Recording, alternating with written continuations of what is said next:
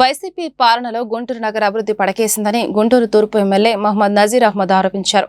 కూటమి ప్రభుత్వ పాలనలో గుంటూరు ప్రగతి పరుగులు తీస్తుందని చెప్పారు. ఈ 5 నెలల కాలంలో 5 కోట్ల రూపాయల అభివృద్ధి పనులు గుంటూరు తూర్పు నియోజకవర్గంలో జరిగాయని పేర్కొన్నారు. రాజావారి తోటలో 10 లక్షల రూపాయలతో, శారదా కాలనీలో 75 లక్షల రూపాయలతో చేపట్టిన అభివృద్ధి పనులకు ఎమ్మెల్యే శంకుస్థాపన చేశారు. ఈ మేరకు ఎమ్మెల్యే నజీర్ అహ్మద్ మీడియాతో మాట్లాడుతూ తూర్పు నియోజకవర్గంలో మెరుగైన మౌలిక వసతులతో పాటు కనీస సౌకర్యాలు కల్పిస్తామన్నారు. అభివృద్ధి చెందిన ప్రాంతాలకు దీటుగా పేదలు నివసించే ప్రాంతాలను అభివృద్ధి చేస్తామని ప్రకటించారు.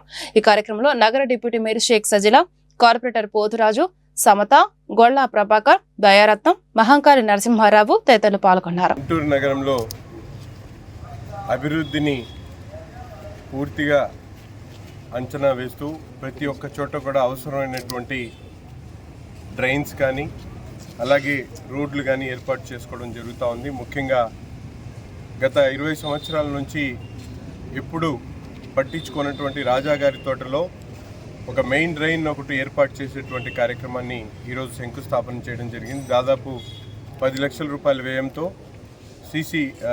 డ్రైన్ ఏర్పాటు చేసేటువంటి కార్యక్రమం జరుగుతూ ఉంది. ముఖ్యంగా నగరంలో గతంలో పూర్తిగా పడికేసినటువంటి అభివృద్ధిని కూటమి ప్రభుత్వం ఏర్పడ్డ తర్వాత ప్రణాళికబద్ధంగా ప్రతి ఒక్క చోట కూడా ప్రజల ఆలోచనల్ని, వాళ్ళ అవసరాలని పరిగణలోకి తీసుకొని స్థానికంగా ఉన్నటువంటి కార్పొరేటర్ల సహకారంతో పూర్తిగా ఏ ప్రాంతం కూడా అభివృద్ధికి వెనకబడకుండా అవసరమైనటువంటి కార్యక్రమాలన్నీ కూడా చేపట్టడం జరుగుతూ ఉంది.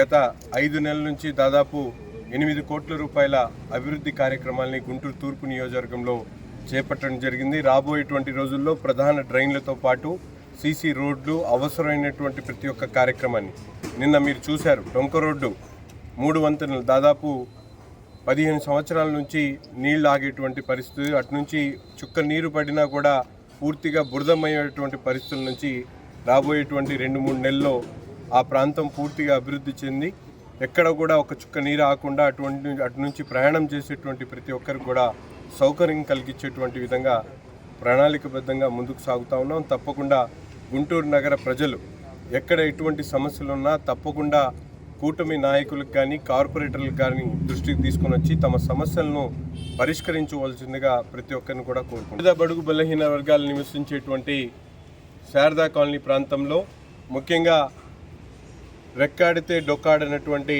కుటుంబాలు నివసించేటువంటి మార్జిన్ ప్రాంతంలో గతంలో ఎవ్వరు కూడా పట్టించుకున్నటువంటి పరిస్థితులు, గత ప్రభుత్వంలో అక్కడ మంచినీళ్లు కలుషితమై ఒక మహిళ ప్రాణాలు పోయినటువంటి పరిస్థితులు, అటువంటి ప్రాంతంలో పూర్తిగా డ్రైన్లతో పాటు మంచినీటి పైప్ లైన్ కూడా ఏర్పాటు చేసేటువంటి కార్యక్రమాన్ని తీసుకోవడం జరిగింది. దాదాపు 75 లక్షల రూపాయల వ్యయంతో ఆ ప్రాంతంలో డ్రైన్స్తో పాటు మంచినీటి పైప్ లైన్ కనెక్షన్స్ను కూడా ఇవ్వడం జరుగుతూ ఉంది.